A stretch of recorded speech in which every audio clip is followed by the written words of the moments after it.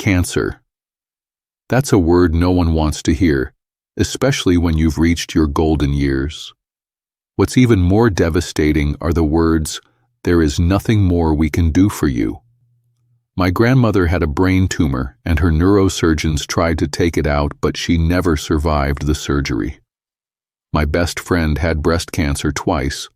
Her mother-in-law died of metastatic breast cancer. My friend at church, her husband died of esophageal cancer. Another friend of mine, her mother-in-law died of pancreatic cancer. Another friend of mine, her husband had colon cancer. And then I had another friend whose daughter, 25-year-old daughter, got metastatic lung cancer, and she's never smoked. I can go on and on about personal stories of people I know who have been touched by cancer, and I'm sure you can too.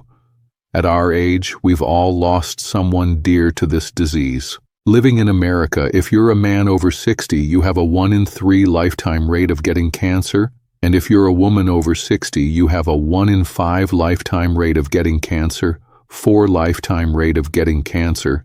If you had those chances of winning the lotto, wouldn't you buy a lottery ticket?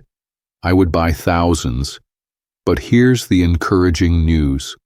This also means 2 out of 3 men and 3 out of 4 women won't get cancer, even in their later years. Cancer is not inevitable. Not everybody gets cancer. It's not a natural part of aging that we just have to accept. So what are those healthy seniors doing right? Because if you do the right things consistently, you can reduce your risk of developing cancer by 40%. Before I share these life-saving tips with you, please hit that subscribe button and ring the notification bell so you never miss important health information that could protect you and your loved ones. Your health is your greatest wealth, especially at this stage of life. Number 1, get a high-quality water filter.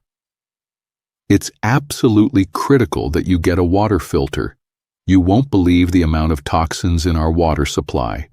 Nitrites can also be found in your water due to fertilizer runoff and high level of nitrates. They can lead to methemoglobinemia, which is a condition where oxygen delivery to tissues are impaired. When you don't get oxygen, you turn blue. And when babies don't get oxygen, that's called blue baby syndrome. The water coming out of your tap might look clean, but there are so many invisible contaminants that accumulate in your body over time, setting the stage for serious health problems down the road. Number 2, avoid all processed meats and deli products. Have you heard about the recent recalls of deli meats due to bacteria? Well, cured meats pose multiple dangers, but they can also be contaminated with aflatoxins. Deli meats also have preservatives like nitrates. Nitrates react to proteins to become nitrosamines, which are cancerous to your tissues, especially in your stomach and colon. And high level of nitrates, they can lead to methemoglobinemia, which is a condition where oxygen delivery to tissues are impaired. The convenience of grabbing processed deli meat is just not worth the cancer risk. These products are designed more for shelf life than for your life. Number 3, dramatically cut back on red meat. I used to eat red meat, and I was a big fan of Korean barbecue. Did you know that South Korea has the highest rates of colon cancer amongst the Asian nations? They eat a ton of red meat, and it's interesting how a tiny little place like South Korea can have access to so much red meat. The World Health Organization has classified beef as a carcinogen due to its nitrates and heme iron concentration. Both of them are known carcinogens. When heme is in the wrong place, it's literally very toxic, and that's how chloroquine kills malaria parasites. When a mosquito with malaria bites you, they spill malaria into your bloodstream. Then malaria infects your red blood cells, and usually it survives even though it's full of heme because it's able to detoxify heme. But chloroquine prevents malaria from detoxifying heme, so there's a heme buildup, and then the malaria parasites die. When you're ingesting these molecules, you are ingesting harmful toxins that hurt your mucosa. That's why I'm not so sure those veggie burgers made out of heme protein are going to pan out in the long run either. Number 4. Eliminate alcohol completely. So many famous women have been diagnosed with breast cancer. It seems like every other day there's some famous celebrity that's been diagnosed with breast cancer, and I applaud them for having the courage to share their journey with us. They advocate for early screening, but unfortunately, early screening hasn't made much of a difference in breast cancer rates. As a woman, my goal isn't to get screened for cancer. My goal is not to get cancer. And the best thing that breast cancer survivors can do for their fellow women is to advocate abstinence from alcohol. Alcohol is not good for anybody. I use alcohol to kill germs, and I actually use it as a bug spray. It baffles me why people won't eat whole foods from the dirty dozen because it has pesticides, but they're willing to chug down a toxin with fancy meals. Alcohol is a fermentation byproduct of sugar. Literally, it's a waste product that's toxic to the germs, and they've thrown it out. I guess it's true. One person's trash is another person's treasure. Alcohol doubles your risk of breast cancer. Everybody has breasts, both men and women, unless it's been taken out. But alcohol also causes cancer in your mouth, in your stomach, in your intestine, and in your liver. Basically, everything it touches you can get cancer. It also makes you vitamin deficient, especially vitamin B1, which is super important for your metabolism, your immunity, and your brain. Alcohol literally interferes with the absorption of thiamine in the gastrointestinal tract, and then it makes you pee out more thiamine in your urine. And then on top of that, many people who drink alcohol, they don't eat nutritious foods, and then when they're sober, they eat the next problematic food. Number 5. Stay away from salted fermented foods. There is this health trend with fermented foods that's taken over the internet. It's like it's a new food group, but people have been eating fermented foods forever because they didn't have refrigerators in the old days. You know what my dad told me when I was a kid? He told me not to eat fermented foods. He didn't think they were healthy. I used to eat 1,000-year-old eggs, and I thought they were delicious. Well, those eggs were high in sodium, they're high in ammonia, because that's what gives it its unique flavor. They also add preservatives, and they could be contaminated with bacteria. Does that sound like a health food to you? My mom used to make pickled vegetables, and my dad would never eat them. In fact, he always gave me warnings about food poisoning, and my mom had high blood pressure. You know how much salt is in pickled vegetables? In general, salted fermented foods are associated with a higher rate of gastric cancer. Instead of eating food that's been fermented by people to turn into alcohol, how about I just allow my own gut microbes to ferment my food by giving it fiber? So I avoid salted fermented foods, and that alcohol is definitely also not good to swallow. Number 6. Get smart sunlight exposure. The sun helps you directly by stimulating the production of 2 critical immunity hormones called vitamin D and melatonin. They too can help you fight cancer, and this is why it's very important for you to get some early morning sunlight before 10 a.m. or late sunlight after 4 p.m. There's a fine line between a little sunlight to stimulate vitamin D and getting X-rayed in the sun and sunburned. I'm always checking people for rashes before I prescribe any antibiotics, since antibiotics can give people rashes. And I'm so surprised that so many people get sunburned, and they don't really care about it. Oftentimes, they don't even notice it. And I can tell it's a sunburn because it follows the outline of their shirt. Number 7. Never get sunburned. Please don't let sunburn happen to you. Getting red from the sun is not healthy. Getting sunburned is an immunosuppressive act that can cause cancer, and in fact, children who get sunburned have a higher rate of getting melanomas as adults. Don't just protect your children from the sun, protect them from tanning salons. Excessive sunlight or radiation of any sort is the #1 cause of skin aging. It's basically the UV damaging rays that every dermatologist wants you to use sunblock to prevent these UV rays. Sunblocks by themselves have a whole host of issues as well. In general, it's not good to spend hours in the sun unless you're a plant. Number 8. Avoid aflatoxin contamination. Young people seem to take a lot of risk. I used to work in a lab with a graduate student who was so proud he could stomach anything, so he ate moldy food. In fact, if his bread went moldy, he didn't even take the mold out. He would just eat the bread as is, and sometimes he would toast it thinking that it would kill the toxins.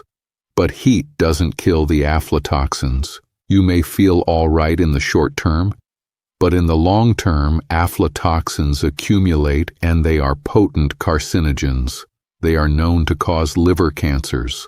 Old grains and old nuts, they can easily grow mold that makes a mycotoxin called aflatoxin. Cereals, breads, pastries, granola bars, they are known to contain mold.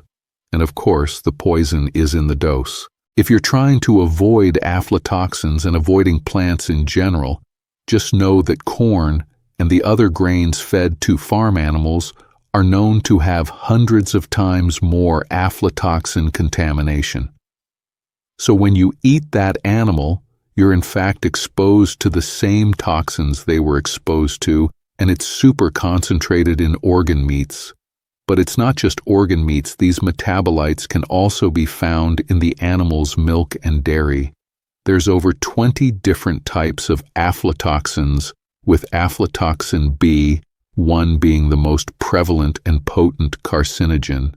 And that's the thing with cancer. What you do today can potentially affect you 10, 20, 30 years from now. It's like saving up for retirement. The money you put in today, if you invested right, will grow due to compound interest from now. When you retire, you will have exponential growth of your money. Unfortunately, the effects of toxins work opposite, and they drain your health assets. I once bought shell peanuts and noticed that the shell was black. That's mold. These molds, they grow in warm, humid environments and contaminate the crops grown there before and after harvesting and during storage, and this is why you don't want to store grains and nuts too long. This is also why I avoid buying grains and nuts from warm and humid countries whenever possible. Only certain molds produce aflatoxins like Aspergillus flavus and Aspergillus parasiticus, which commonly contaminate food crops such as peanuts, corn, cottonseed, and tree nuts. This means if you eat nut butters, there could be aflatoxin in your nut butter, and because of that, I rarely eat pre-made nut butters. Honestly, I'm not a nut butter fan. In 1968, the U.S. Food and Drug Administration began testing foods that may contain aflatoxins, such as peanuts and peanut butter, but they can't sample everything. And did you know it's actually not required by law to test any foods for aflatoxins? But I have to give the FDA credit for this. At least they're trying, and they're apparently doing a pretty good job, because America is one of the largest consumers of nut butters, and we have one of the lowest rates of liver cancer. Number 9. Eat massive amounts of green foods. Eat foods that are naturally green. Don't eat green food coloring, but foods that contain chlorophyll, which is a plant's mitochondria. This is why you need to optimize your immunity to defend your body by eating naturally dark green chlorophyll-rich foods.